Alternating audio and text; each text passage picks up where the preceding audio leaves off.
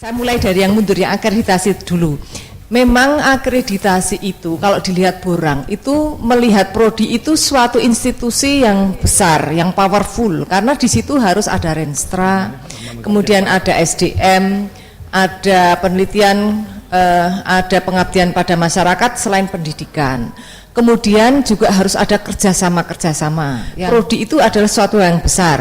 Yang saya ingat waktu asesor Ban PT untuk asesmen institusi itu pesan bahwa prodi itu besar, sehingga jangan sampai jurusan itu mengerecoki tanda petik sehingga semuanya di jurusan prodi malah tidak berdaya, misalnya seperti itu pesannya. Waktu itu tersurat dari pertanyaan-pertanyaan yang disampaikan asesor ke para Kaprodi, apakah jurusan ini, terus jawabannya ya KUR, karena sudah, oh tidak, kita merupakan suatu yang independen dan sebagainya. Nah, kemudian yang berikutnya kalau kaitannya dengan guru besar, mungkin kita bisa melihat kenyataannya guru besar di Indonesia dan guru besar di universitas lain. Kalau di Indonesia SK-nya seperti saya itu sebetulnya guru besarnya kan transportasi pun nanti kalau bisa dilihat bisa lebih mikro lagi ada, saya itu banyak lebih ke safety, transport safety, tetapi SK-nya dari negara itu adalah guru besar di bidang teknik sipil. Nah tadi yang dibicarakan tadi, sehingga yang disebut dari Bu U tadi tingkat makro, bidangnya itu besar, padahal kalau seperti tempat saya di Leeds sana, di Institute for Transport Studies, guru besar itu mesti mikro, spesialis. Jadi di dalam institusi pendidikan itu tidak ada guru besar yang sama, bidangnya sama. Jadi misalnya transport economics, transport policy, transport modeling, transport misalnya untuk engineering. Jadi beda-beda. Yang masing-masing guru besar itu punya tugas besar mengembangkan keilmuan, juga mengembangkan kerjasama mencari uang. Jadi motor penggerak institusi.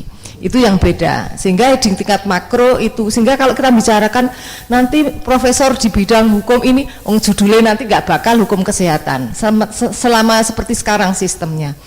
Kemudian yang berikutnya, kalau di teknik itu tadi topiknya tentang lintas keilmuan. Di teknik itu ada 12 prodi S2 dan 7 prodi S3. Kita sudah terbiasa lintas ilmu, bahkan kita punya S2 lintas jurusan yang namanya Magister Teknik Sistem. Itu adalah dari berbagai jurusan, jadi ilmunya itu bermacam-macam. Jadi dari teknik sipil, kemudian ada mesin, ada kimia dan sebagainya. Dan bahkan sering yang dari fakultas lain, seperti kemarin Pak Wasis menyampaikan dengan kedokteran gigi itu sudah, sehingga kalau tentang lintas keilmuan itu sudah biasa tempat kita, dan kebiasaan kita tuh institusinya itu yang majoringnya di mana.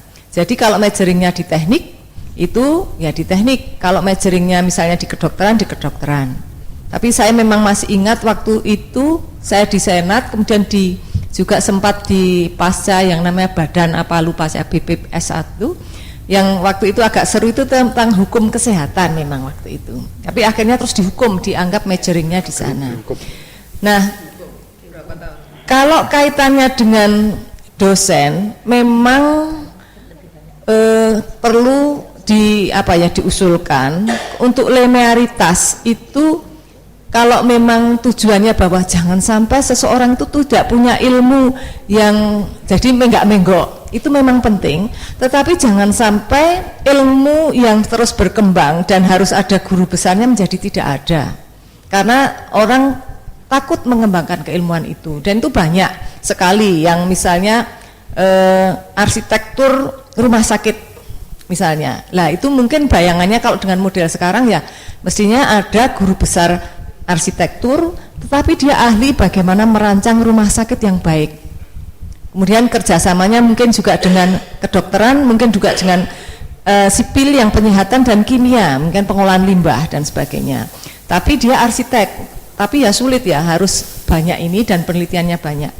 Nah kemudian kalau kaitannya dengan penelitian, nah ini mungkin yang agak kurang. Kalau ngajar itu sudah banyak. Kalau penelitian itu saya kadang-kadang ke IPM tuh presentasi, itu yang lintas dan terus ngembangkan itu memang sedikit. Tapi kalau di proyek lumayan.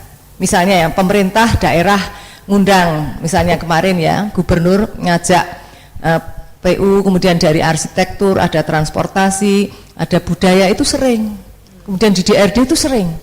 Tetapi di UGM sendiri penelitiannya masih memang kurang, karena ada dua itu yang sangat penting. Dan saya sendiri pernah ditunjuk jadi ketua tim perkeretaapian, itu memang ada kendala-kendala tertentu begitu mencari ahli misalnya ya, sosial tetapi yang bisa memahami tentang infrastruktur, kemudian bagaimana susahnya mengembangkan infrastruktur karena kendala sosial, itu sulit sekali. Sulit sekali, karena mungkin kalau kaitannya dengan topik yang tadi tentang daya tarik, tentang keilmuan, itu apa mungkin yang visipol itu seneng yang kaitannya mungkin dengan politik yang sekarang itu atau sebagainya, sehingga memang perlu diteliti di universitas itu keilmuan-keilmuan yang langka, yang diperlukan dan orang tidak tertarik tapi itu dibutuhkan. Kemudian ya kaitannya dengan ya dosen home base. Nah kalau kebetulan di sipil itu walaupun prodinya banyak, dosennya banyak, sementara belum bermasalah. Tapi kami yang di tingkat fakultas, yang prodi lintas jurusan saja agak sulit menghome base-kan. Saya membayangkan kalau itu nanti ada yang lintas fakultas, itu harus dicari jalan keluar bagaimana menghome base-kan itu tidak sulit. Karena memang sekarang karena aturan makronya masih linearitas segala itu, mungkin aku mbangani masalah sesuk aku ya tak sing linear wae, mungkin begitu. Karena mungkin di sini oke, lolos di sana tidak lolos. Padahal itu nasib. Jadi saya kira mungkin ada beberapa hal itu Pak. Matur nuwun. Assalamualaikum warahmatullahi wabarakatuh.